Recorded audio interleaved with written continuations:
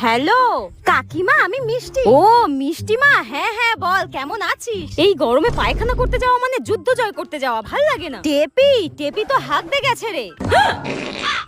এই নে ধর, মিষ্টি ফোন করেছে, ধর। ধুর, মাও না পারে। হ্যালো, আমি তোকে একটু পরে ফোন করছি রে। মা শোনো, এরপর যদি আমার কোনো বন্ধু বান্ধব ফোন করে আর ফোনটা যদি তুমি ধরো, আর বাই এনি চান্স যদি আমি বাথরুমে থাকি, তুমি প্লিজ বলবে মা আমি বাথরুমে গেছি, বাথরুমে, অন্য কিচ্ছু বলবে না প্লিজ। আচ্ছা ঠিক আছে, তাই বলবো। যা, মিষ্টি যেন কোনোদিন হাগে না। মিষ্টিকে হাগার কথা বলেছি বলে মহাভারত অশুদ্ধ হয়ে গেছে।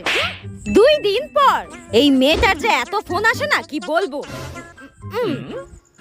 হ্যালো, কে বলছো? টেপি আছে, আমি টেপির বন্ধু বলছি। টেপির বন্ধু? উফ, বাথরুমে কি গরম। কিন্তু বাবা, টেপিকে তো এখন ফোনটা দেওয়া যাবে না, ও তো বাথরুমে গেছে হাঁকতে। মা, এইভাবে কথা কে বলে? কত কষ্ট করে রাজকে পটিয়েছিলাম, মনে হচ্ছে গামছাটা গলায় ফাঁস দিয়ে আমি নিজের নিঃশ্বাসটাই বন্ধ করে দিই।